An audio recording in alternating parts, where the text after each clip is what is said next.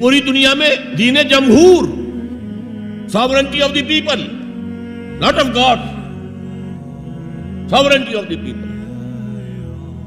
ہمارے نمائندے ہیں، ہم ووٹ دیں گے انہیں، وہ جائیں گے اسمبلی میں، جو چاہیں گے قانون بنائیں گے.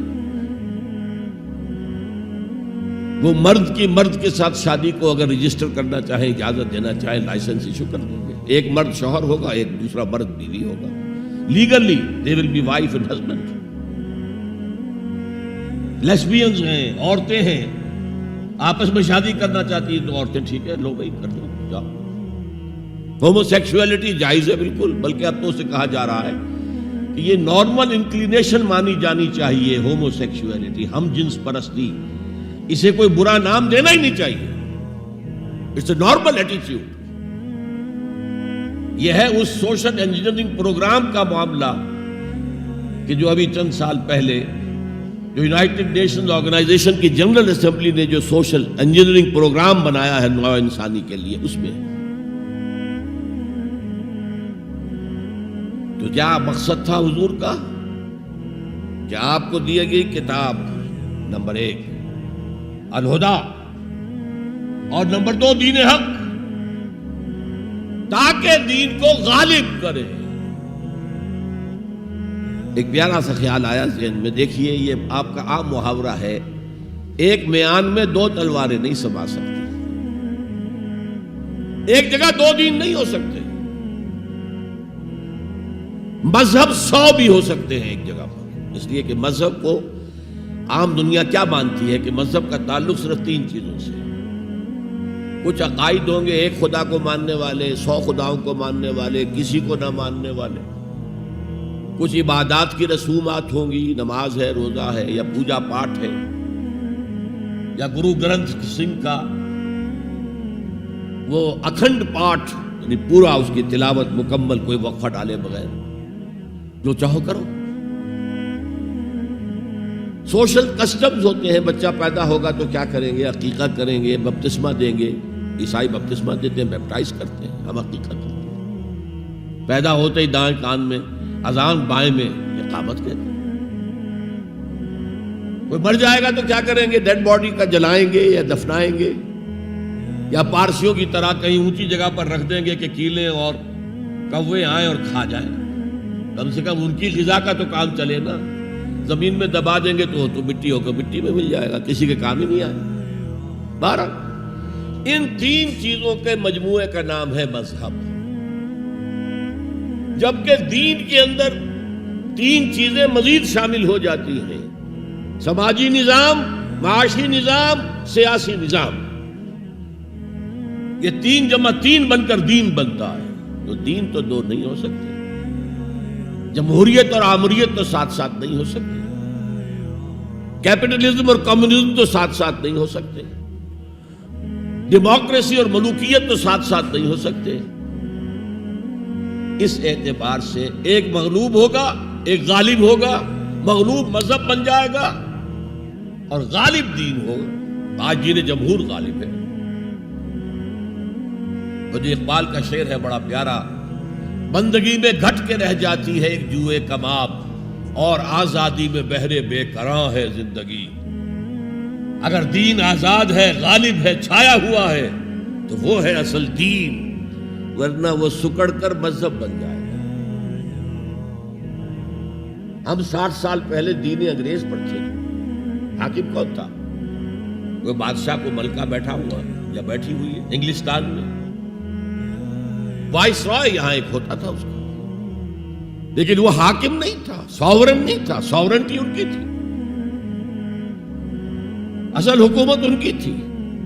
ہز میجسٹیز گورنمنٹ یا ہر میجسٹیز گورنمنٹ، ان کی تھی حکومت. تو اس اعتبار سے دین کو غالب کرنا یہ بہت جان جوکھوں کا کام تھا. یہ نوٹ کر لیجیے آپ. دیکھیے تمام نبی اور رسول مبلغ بن کر آئے، داعی بن کر آئے، بشیر بن کر آئے، نذیر بن کر آئے، بشارت دینے والے کہ اللہ کے راستے پر آؤ گے فراح و ریحان و جنت نعیم.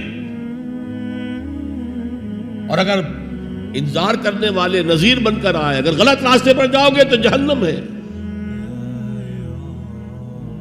حضور بھی یا ایھا النبی انا ارسلناک شاہدا ومبشرا ونذیرا وداعیا الی اللہ باذنہ وسراجا منیرا.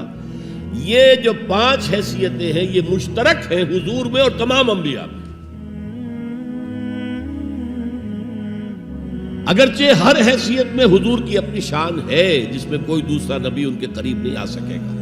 لیکن نوٹ کیجئے یہ آیت جو میں اس وقت آپ کے سامنے رکھ رہا ہوں جس کے لیے نصرت مطلوب تھی، آؤ میرا ہاتھ بٹاؤ، میں کہہ رہا تھا کہ یہ کام انذار، تبشیر، واعظ، نصیحت، تعلیم، تبلیغ، تربیت، تزکیہ، یہ سب رسولوں نے کیا اور حضور نے بھی کیا. لیکن یہ معاملہ صرف محمد کے لیے ہے صلی اللہ علیہ وسلم، اور 3 دفعہ آیا ہے. کسی اور نبی اور رسول کے لیے 1 دفعہ بھی نہیں آیا کہ ان کا فرض منصبی ہے دین کو غالب کرنا. صرف تبلیغ نہیں، غالب کرو. یہ تھا وہ مشن جس میں آپ کو نصرت درکار تھی. فالذین آمنوا بہ وعزروہ ونصروہ، مدد کریں گے. وہ مدد کس کام میں تھی؟ دین کو غالب کرنے کی. اس لیے آتا ہے نا سورہ صف کے آخر میں، یا ایھا الذین آمنوا کونوا انصار اللہ، اے ایمان والو اللہ کے مددگار بنو. کما قال عیسی ابن مریم للحواریین من انصاری اللہ. جیسے کہ دیکھو 600 برس قبل حضرت مسیح اور حضور کے درمیان 600 برس کا فصل ہے. جیسے کہ 600 برس قبل ہمارے بندے عیسیٰ نے کہا تھا حواریین سے، کون ہے میرے مددگار اللہ کے راستے میں؟ اور حواریین نے کہا تھا نحن انصار اللہ. قال الحواریون نحن انصار اللہ. تو یہ اللہ کی مدد اور اللہ کے رسول کی مدد. من انصاری الی اللہ، کون ہے میرا مددگار اللہ کے راستے میں؟ یہ ہے تیسری بات. یعنی کون ہے وہ لوگ جو اصل میں متبع محمد ہیں صلی اللہ علیہ وسلم. الذین یتبعون الرسول النبی الامی، ان کی شان کیا ہوگی؟ فالذین آمنوا بہ وعزروہ ونصروہ. اور چوتھی بات واتبعوا النور الذی انزل معہ، اور جو پیروی کریں گے، وہی اتباع کا لفظ چلا آ رہا ہے، اتباع اتباع اتباع. وہ اتباع کریں گے اس نور کا جو ان کے ساتھ نازل کیا جائے گا، یعنی یہ قرآن حکیم. فَأُولَٰئِكَ هُمُ الْمُفْلِحُونَ، تو وہ ہوں گے مددگار، وہ ہوں گے کامیاب ہونے والے، مفلحون میں سے ہوں گے. اللہم ربنا اجعلنا منہم، اللہ تعالی ہمیں ان میں شامل کرے. اب تھوڑا سا خاکہ میں آپ کے سامنے رکھنا چاہتا ہوں. حضور نے یہ کام کیسے کیا جو کسی اور نبی سے نہیں ہو سکا؟ صرف ایک نبی سے، ایک رسول سے ہوا. نظام قائم کرنا، حکومت اللہ کی قائم کر دینا. جیسے کہ شاید آپ کو معلوم ہو کہ انجیل میں جو دعا ہے لارڈس پریئر کہلاتی ہے. جیسے ہمارے ہاں سورہ فاتحہ ہے، ایسا ہی مقام ہے لارڈس پریئر کا عیسائیوں کے. اس میں کیا الفاظ ہیں؟ Thy kingdom come, Thy will be done on earth as it is in heavens.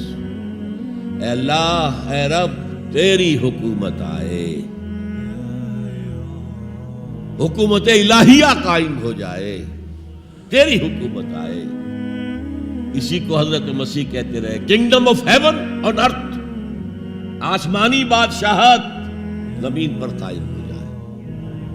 Thy kingdom come, Thy will be done on earth as it is in heavens.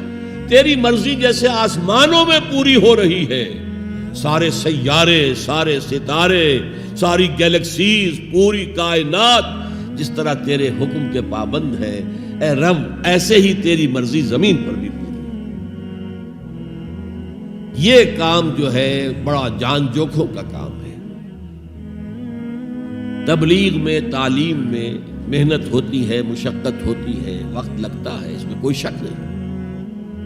لیکن محض تبلیغ، محض تعلیم، محض تربیت، محض تزکیہ،